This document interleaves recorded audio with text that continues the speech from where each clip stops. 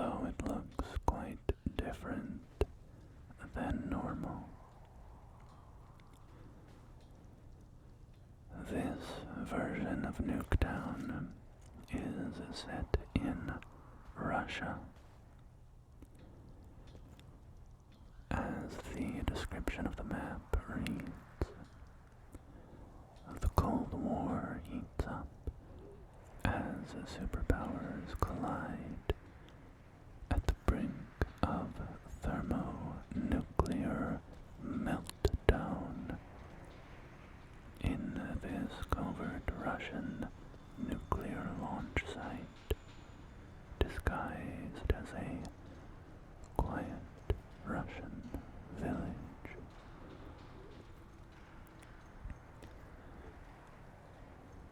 And here we have this very stylized Nuketown sign, which is of course bastardizing Cyrillic and English, or Russian and English. We have the Treyarch logo here. This game was developed by Treyarch, and they usually like to put their logo on the Nuketown sign. I think it's probably been there in every version of the map.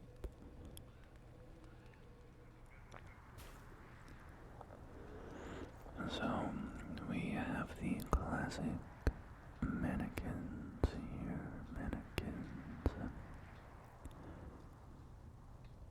These ones are going to be dressed up in some nice Cold War era Russian fashion, I assume. We have a lot of Russian inscriptions, engravings here, which I cannot read, sadly. So if any of you have the capacity to translate, please do.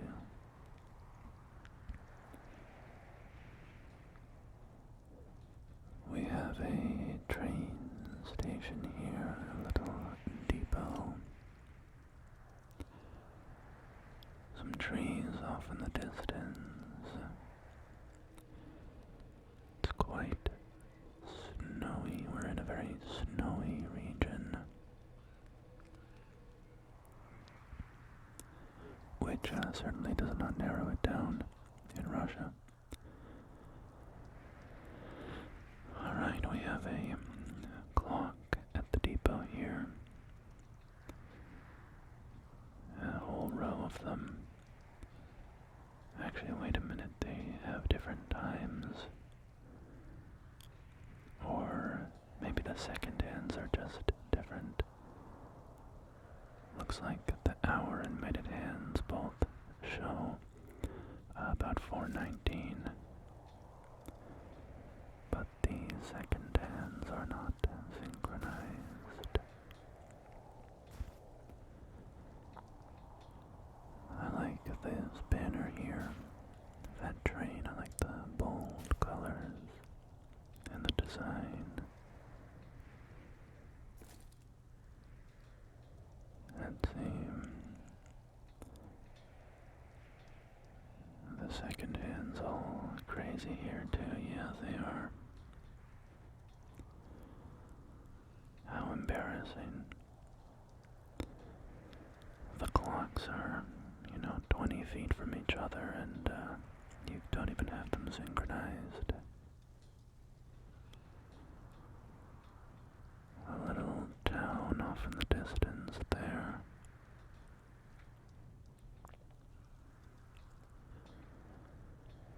Some luggage, steamer trunks, bags, and so on.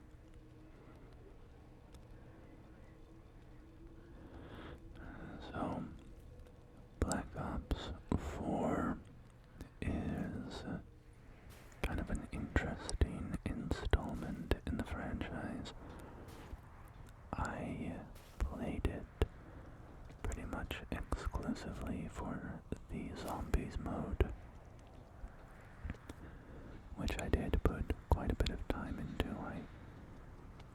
did enjoy this game's zombies. I played a few matches of the multiplayer, but nothing, really a very, very small amount. And of course, I didn't play the campaign because this was the first Call of Duty game to not have a campaign. There was some kind of plot line, I think, told through like Warzone stuff about the operators that you can play as. I don't know the details. I skimmed the Wikipedia page to get a sense of the storyline, and it was pretty strange.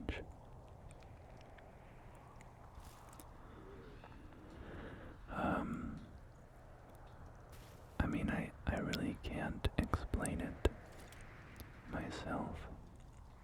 We have some street signs here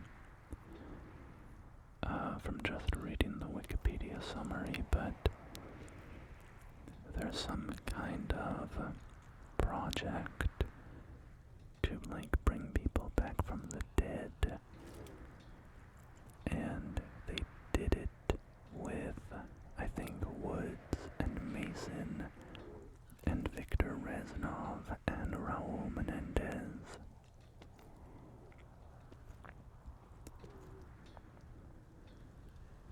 We cannot go through this gate, it's all locked up.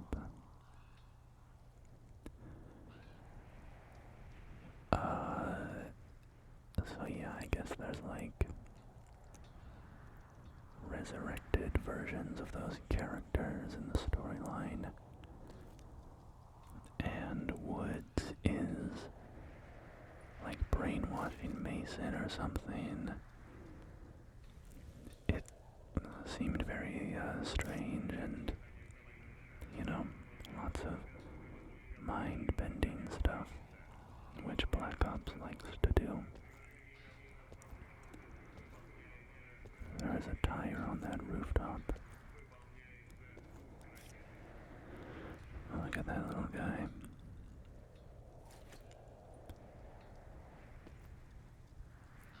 My general opinion on the Call of Duty campaigns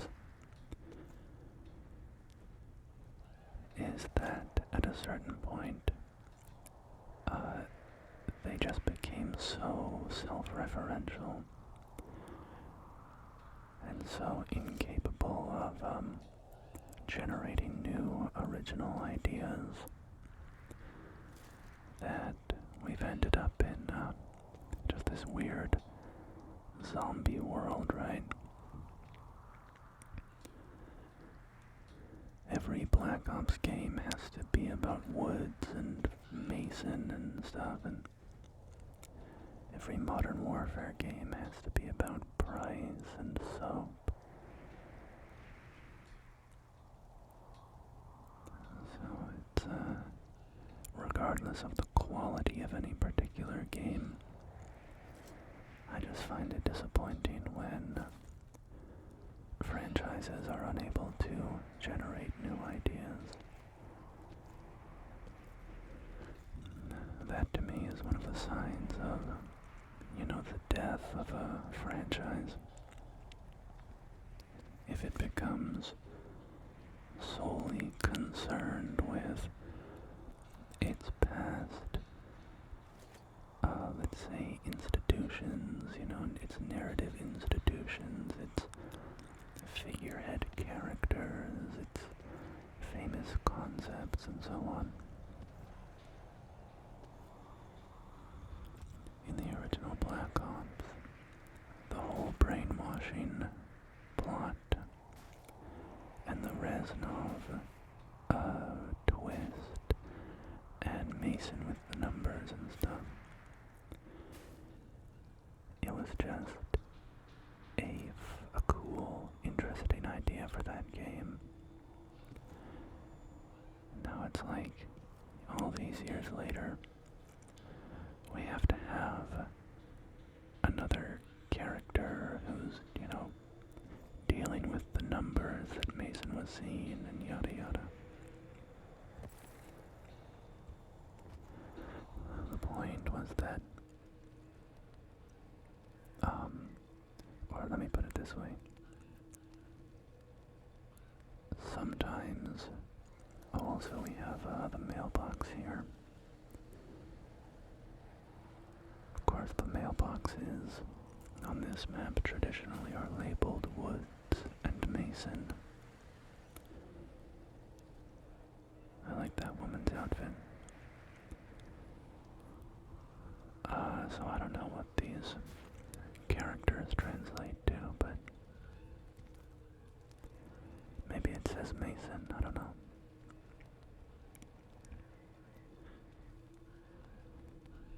We have some military posters, corkboard with, seems like a lot of scientific stuff on it.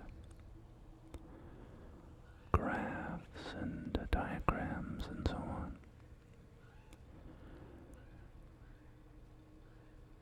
A table with documents. Seem to all be written in Russian, so I am of no use here.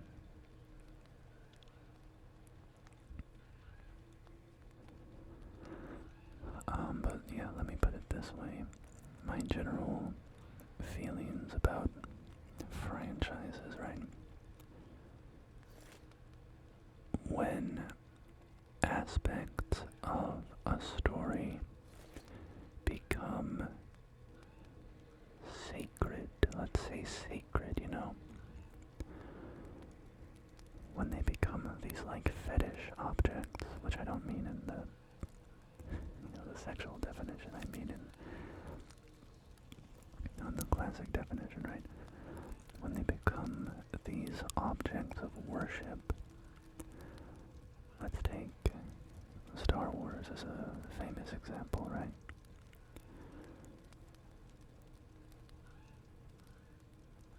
This fireplace, is that just wood there? Does this fireplace have a wood interior?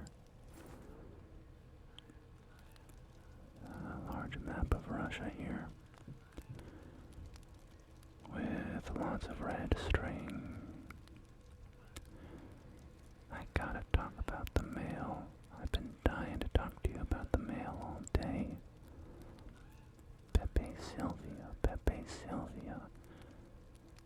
There is no Pepe Sylvia.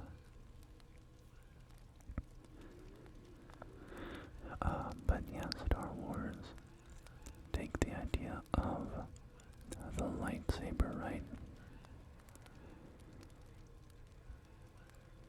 George Lucas just calls them laser swords, right? He doesn't care about them in a certain sense.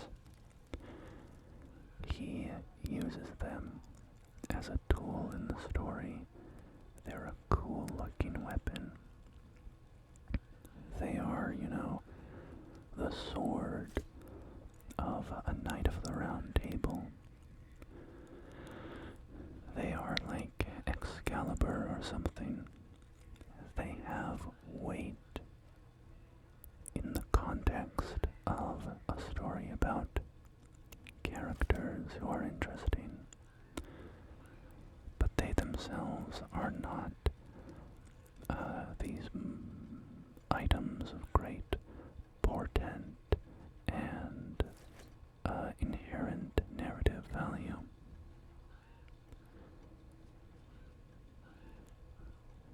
Over the course of Star Wars being handed off to other people, however, we have to have this incredible weight put on these things. So for example, Luke's lightsaber lost on Bespin when his hand got cut off. That is just a weapon. Alright, there's nothing special about it. Now there's a little bit something special about it. Because it's the weapon of a Jedi, this weapon is your life, yada yada, right? But it is not this, like, sacred relic of an apostle, you know? You know how in some religious traditions, these relics, these, objects of veneration from saints and religious leaders. Oh, that's the map launch.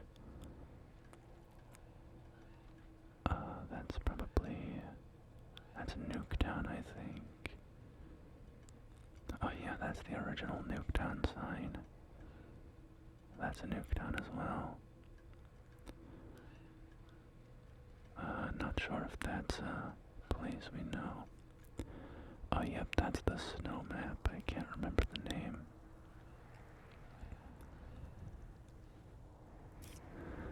It's kind of fun. The slideshow cycles through a bunch of old Call of Duty maps.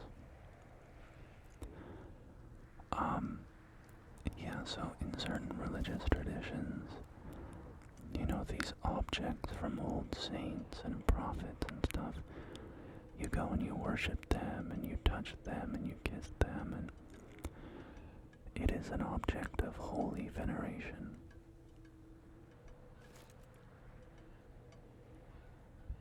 When Maz Kanata, in the new Star Wars trilogy, pulls out Luke's old lightsaber, it is, at that point, a holy relic akin to, people going into a sanctum and kissing a reliquary that contains, the knuckle bones of some old saint. Which I don't mean to demean that religious practice, by the way, for people. I know that's a very sacred thing. What I am demeaning is, in a pop culture sense, in a franchise sense, elevating certain elements to the status of a holy relic like that. There was no need for Luke's old lightsaber to come back. That was gone, It was gone. But it had to come back because it is a relic of the franchise. It has a holy value attached to it. And there's a balancing act sometimes, right, with franchises, where you do reference the past. The things in the past have weight, and you can reference them in a way that feels natural. Look at this. You can see the fireplace through the exterior wall here. The smoke is even coming out. This house is not built to code.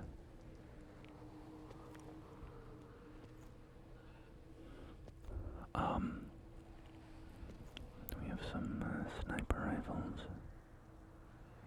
Dragunov, right? Looks like a Dragunov rifle. Some target practice guys there. Some tank schematics and notes on the wall.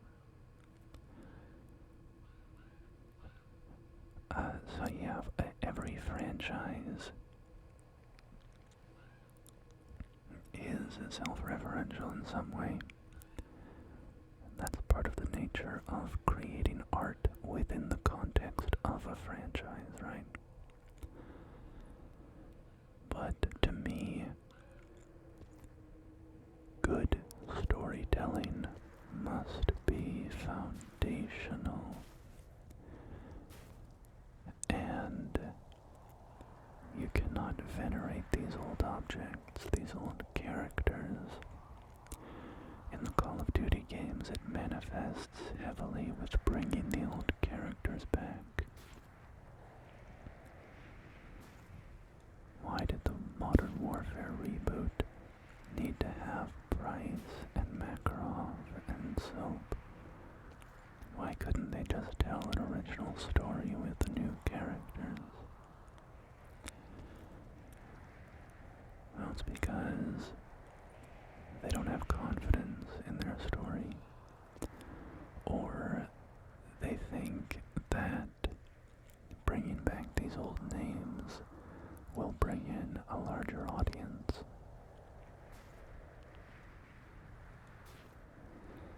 You see it constantly in the modern media landscape, right? So we have the classic RCXD path here. You know, I should have brought an RCXD. I guess I wouldn't have been able to get the points to use it. But that tunnel leads down to the missile silo under this map. Oh, this is a cool little art piece on this hockey puck. I really like that, the way that he's holding onto the rocket as it's flying.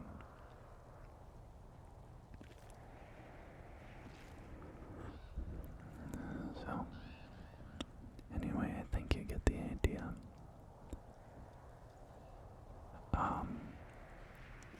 We just are so deep in an era where, in a mainstream sense, new ideas are not being created. And I think I say this a lot, but this is really an issue at the most financed AAA, big budget, studios, right?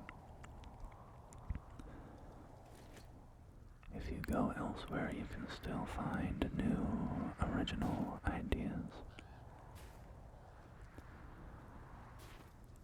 But anyway, I've rambled about that for long enough. At the end of the day, though, it's about, is your story good? If you made a good piece of art, and it's loaded with self-referential material, and it worships what came before, I'll roll my eyes, but whatever. I can still enjoy it if it's good. And if you made something bad, then I'm gonna like it even less.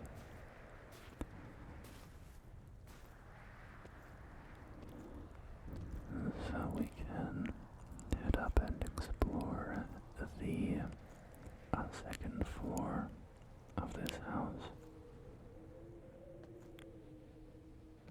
These houses are really just audaciously Russian on the outside. I mean in a comedic sense. I feel like it would be like if you designed, Nuketown in America, which it is in America. But if you flip the script, it would be like doing Nuketown, and one of the houses looks like, I don't know, the U.S. Capitol building or something. It's got a big, that big dome. And then the other one is like, I don't know, the White House. Just kind of stereotypical. basically visual representations of the country. We have a lot of photos on this wall. Photographs of landscapes, people. We have a deer here. This is a painting of some Soviet general or something. More images of buildings, soldiers. And then we have classic Nuketown here again. With the little fallout shelter there. And another deer,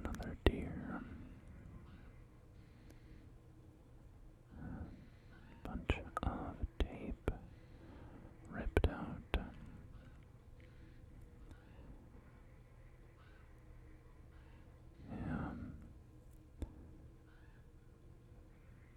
Not picking out any details about those ones, if they're references to specific maps.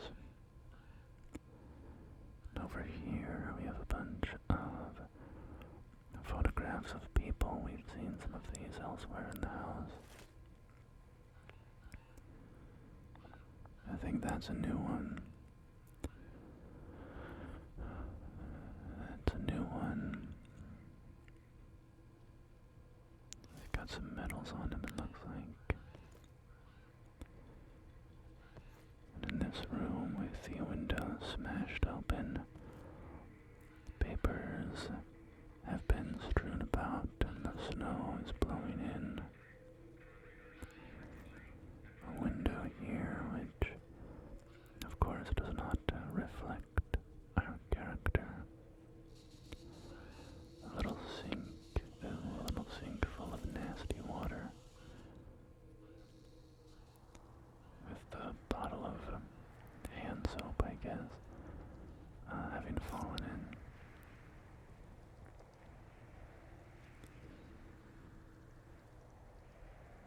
Woman in heels and purple dress. Yeah, those little onion domes on top of that tower. It looks like the Kremlin. Swimming gas masks on these hooks here.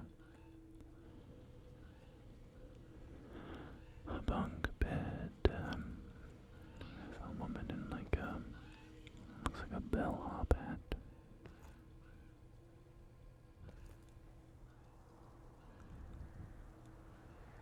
And over here we have a bust. This is Julius Caesar. Or maybe Augustus. I don't know my Roman leaders by sight of their busts. You know, the term Tsar, you know, the royalty that used to rule Russia, the Tsar. That title comes from Caesar. Just another sign of how influential the Caesarian name was on world history. The actions of the Roman Empire. So in this house we have a ton of scientific equipment, consoles with blinking lights, a little model rocket, some binders on an elevated shelf.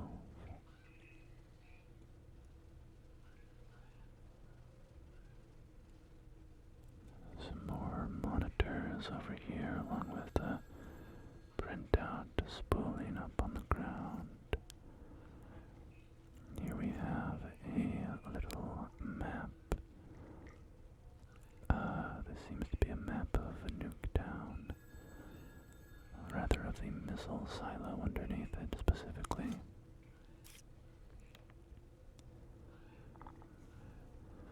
We have diagrams of the rocket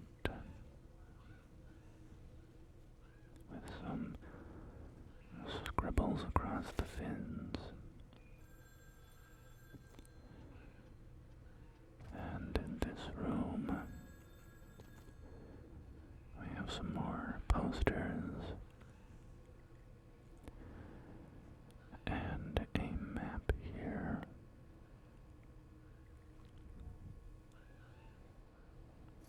Looks like Sputnik, or, just a satellite.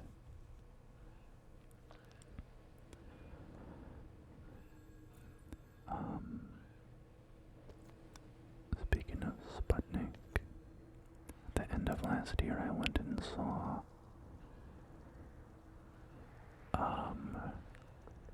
Merrily We Roll Along, the Stephen Sondheim musical, in theaters, the filmed version with Daniel Radcliffe and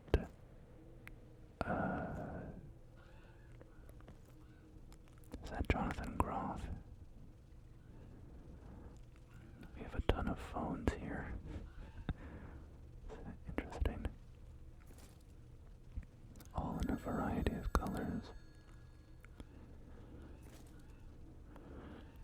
Anyway, just the thought of that because the end of that musical, Sputnik flies through the air and kind of symbolizes hope for the future and the idea that we can do anything.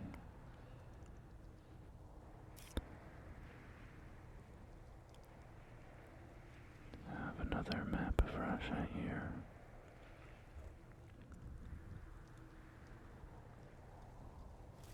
I guess these would be Soviet borders rather, so probably the whole Soviet Union. Although I didn't actually look closely at Eastern Europe to know if that was Soviet borders or not. This room is covered in equations, chemical symbols, chemical diagrams.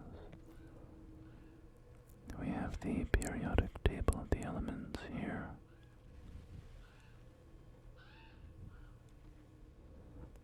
Looks a bit different than the one I'm used to, but still has the same element names. Is that accurate? In Russia, do they use periodic table of the elements that uses the English alphabet?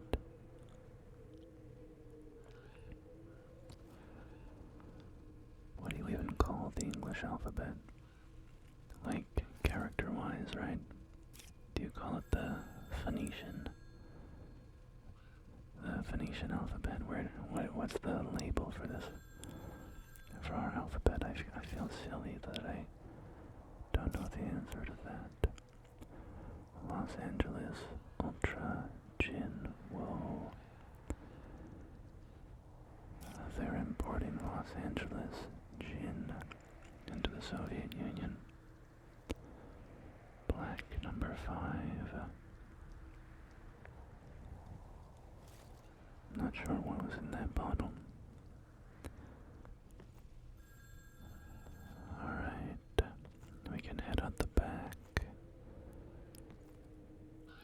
We have a Nuketown hat. And out back we see the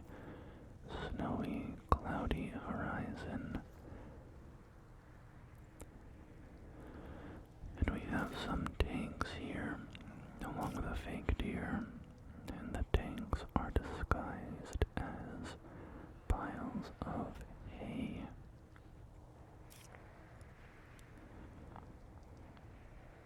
Well, it's either a fake deer or he's very good at standing still. So you have these hay piles there, of course, to fake out any surveillance planes or satellites or anything that is watching from above, right?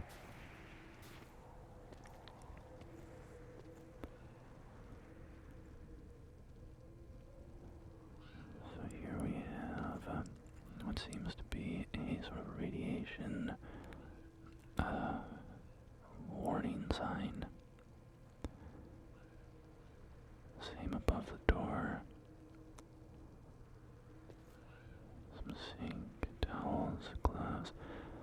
This looks like a protective measures kind of room if you're gonna go work on the rocket or something. Maybe a decontamination area. Oh, this tells you how to put on a gas mask. This one tells you how to put on the whole suit, this whole outfit here. Then you tuck it into your boots, I guess.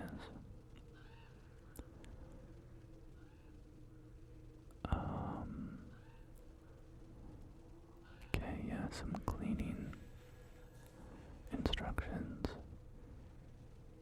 I guess decontamination measures here. Wash your hands.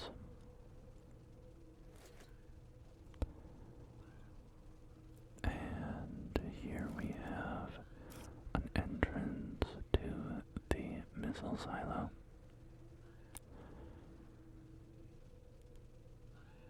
And here we have some showers.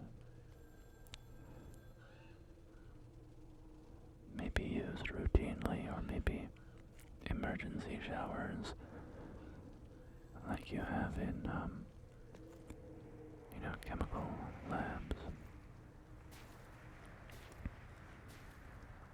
Maybe that room is less so for the radiation. We have an anti-aircraft gun here, like a flak gun.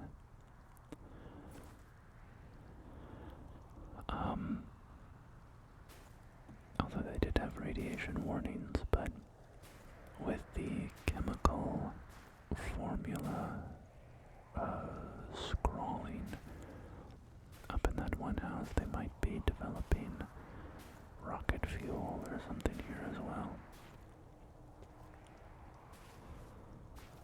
And so if you get exposed in the lab, you can run up and hop in the emergency shower. Although they would probably have that in the lab itself. Because if you need to run upstairs, you might not make it up.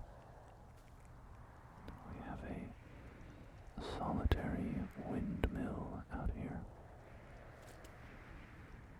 Slowly turning.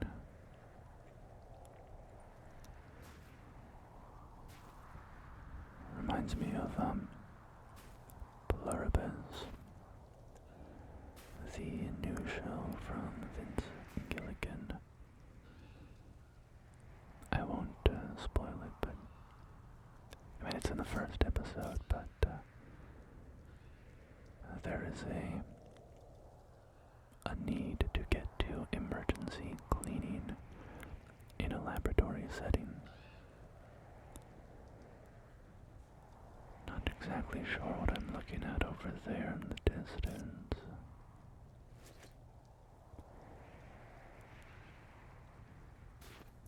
So this is the little garden area from Nuketown. It also has a chicken coop now with some fake chickens and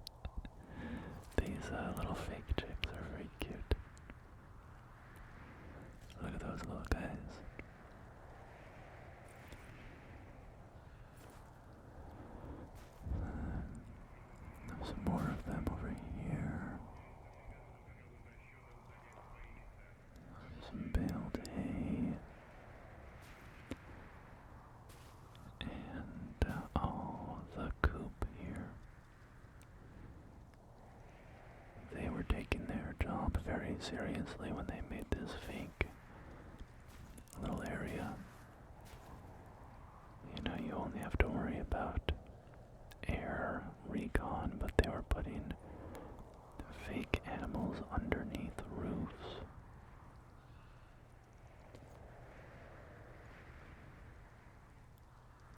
We have some equipment in boxes here. And nothing really of note out there.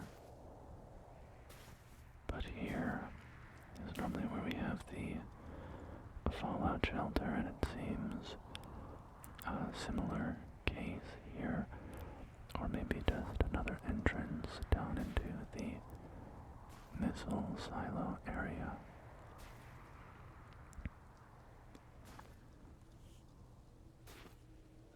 Some stacked wood. You have these statues, these sculptures of, a brave, proud, heroic Soviet soldier standing up there with his rifle slung over his shoulder. And I guess I should call out, of course, we are standing on the silo doors.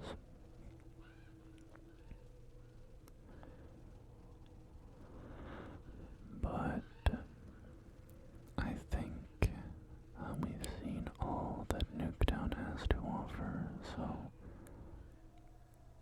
why don't we go somewhere warmer? Morocco.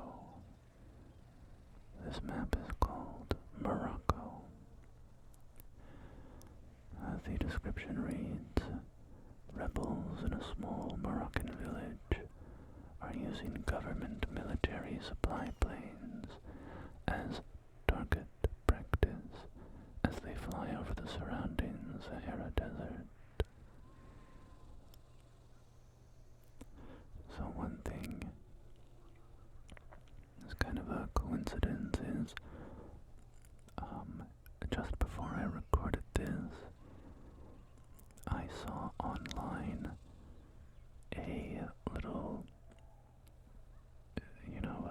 factoid article about the blue walls of Morocco. Specifically, I think it's in a town, and you'll have to forgive me, I have no idea, how to pronounce this, but the town is called Chefchaouen. And we have a parachute there. Maybe dropped this equipment.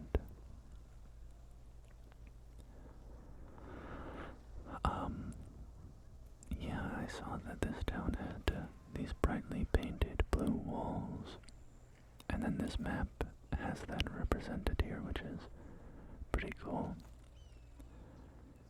The explanation for the blue walls is not solidly known.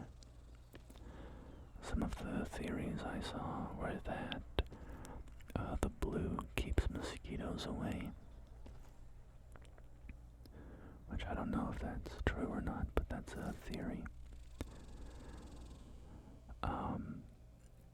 There's also an idea that it's a religious choice, that the blue symbolizes the sky and heaven, and is meant to remind you of heaven, and to encourage you to lead a good life.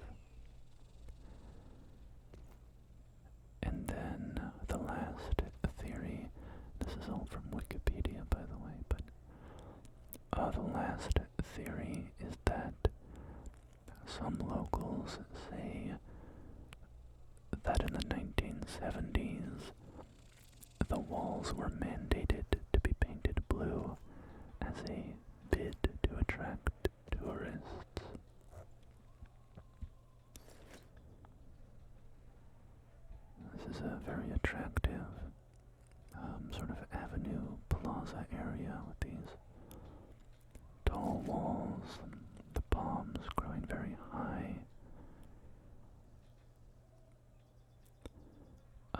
seems to be part of the Medina. I believe I'm using that term correctly. In, I think these sort of North African communities, maybe this is more broadly across the, maybe the Arab world or the Muslim world. I don't know exactly what the cultural ties are with it, but I believe the Medina is kind of the old city. So, you know, if you live on the remnants of an ancient walled city, also this is awesome. This rug store here, I guess,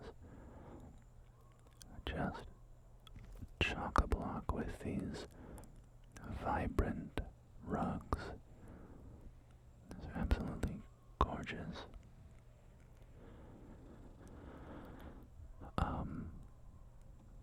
But yeah, so the Medina is like you have an ancient city, and then the modern city has grown around it and expanded, but you still have that ancient walled city with, you know, the narrow streets and the old architecture and so on. So I believe that is called the Medina.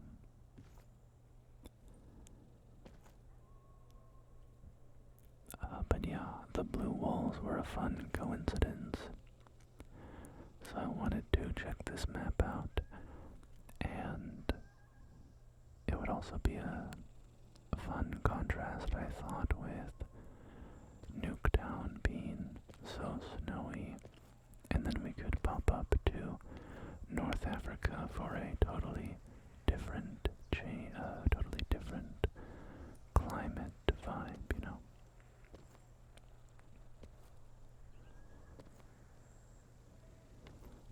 Here we have a lot of potted plants,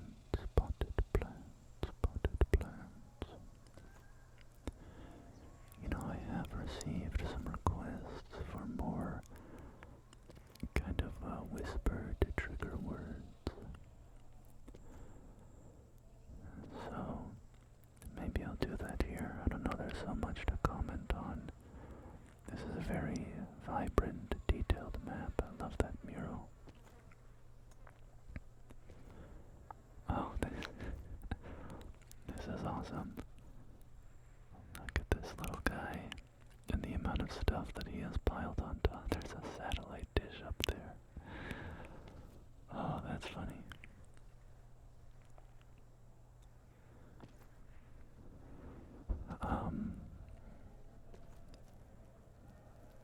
Looks like there's an ancient city off in the distance there as well. Seems very old.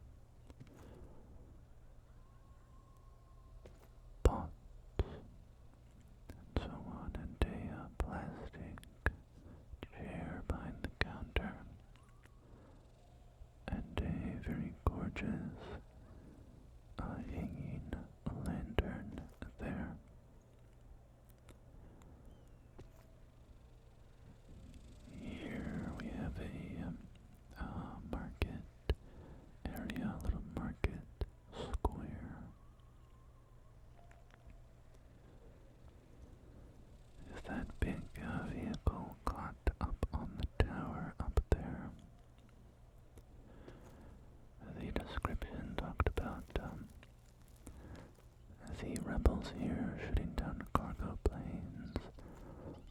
And we did see the burning plane earlier while I was repeating random words like a crazy person, so maybe we won't go back there at the end so I can call it out specifically.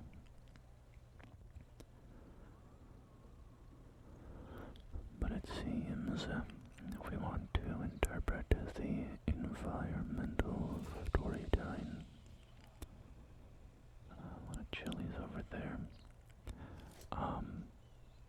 that the rebels shot down a cargo plane, and we can see pieces of its cargo that fell out of the plane and are now strewn around this town, which, if it's inhabited, Spice Haven, by the way, large variety. If this town is inhabited by rebels who are shooting down government planes, I'm surprised that this town is in as good condition as it is. These elevated walls, or elevated, what would you call that? You know, you're you walk into an area with a higher ceiling. Those higher walls up there are covered in paintings. Here we have spices. Also some candies, some jars of candies look like peppermints for one. Then we have these big sacks of spice. Wonder what it all might be. Paprika, cumin, sesame. Well, I guess if we're in North Africa, it'd be probably like harissa and stuff like that, right?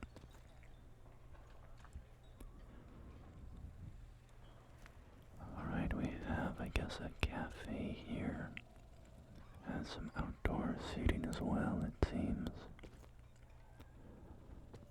Lots of bread, loaves of bread. I really like these hanging lanterns. I love how colorful everything is. You know, I feel like being colorful is so refreshing these days, and it has been for like 20 years the case that color is so suppressed, at least in the culture, you know, the country where I live. And when I was growing up, the 90s were very, very colorful, and I don't think that's just nostalgia talking, you know. Clothing was very colorful back then. Clothing now is, you know, it obviously depends so much on the person. But whenever I think of the 90s in my childhood, I think of, you know, those like geometric outerwear type clothes where it was like these bright, kind of garish pinks and greens and purples.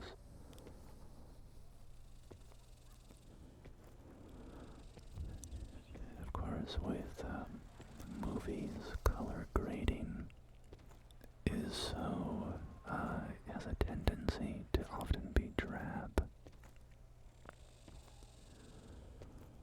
It feels like things have these, you know, brown filters over them. I just love color. I want more color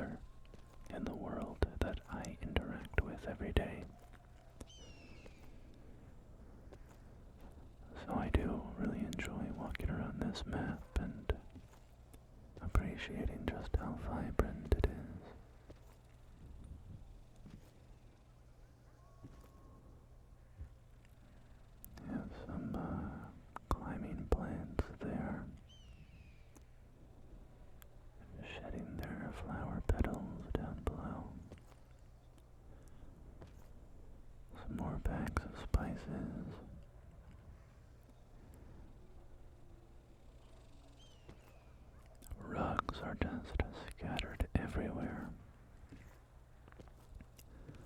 This town definitely seems to have a large textile industry going on.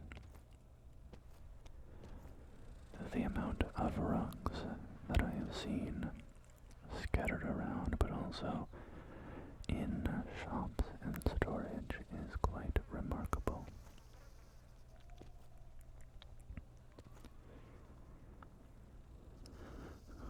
We are back in the blue painted quarter of the city. And I should say, these flower pots over here, I did see those online in the photo of the town that I was talking about. So that's a pretty direct reference to real life, even down to those flower pots, going up the staircase.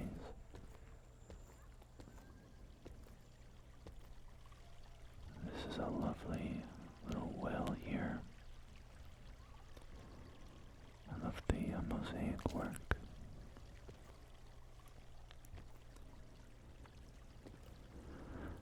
The mosaic culture of the, I guess Muslim world is so beautiful. I just love the whole mosaic floors and walls and the prevalence of these colorful mosaics everywhere you look.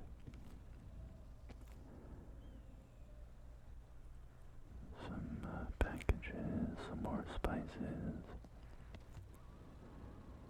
We are now down in this little market square area where they are selling fruit and spice.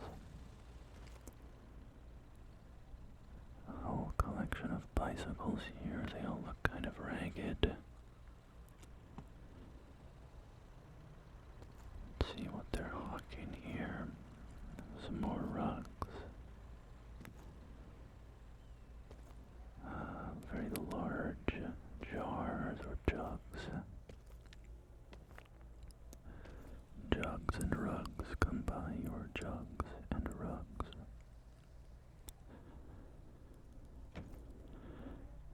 Okay. This side, it's got some handbags and some stuffed animals. You've got like donkeys and are these little dinosaurs,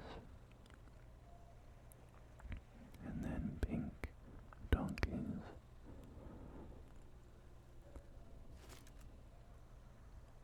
You can come here, you can get a big earthenware jug and some sunglasses. You can get some nice new shades.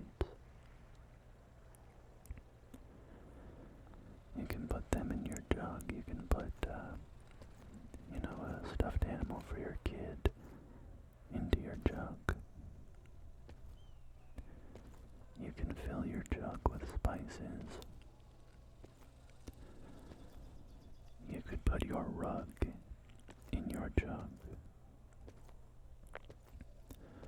Now it wouldn't fit all the way, but you could, probably stand it up.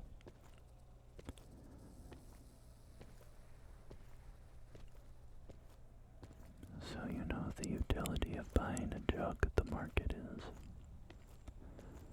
is quite significant.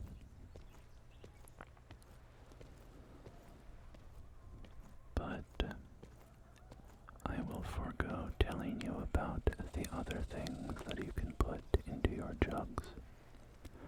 I will let you imagine the possibilities yourself. And as we look off at the smoke and flames from the crashed cargo plane, I will wish you well, my friends. Please take care of yourselves, and I will do the same.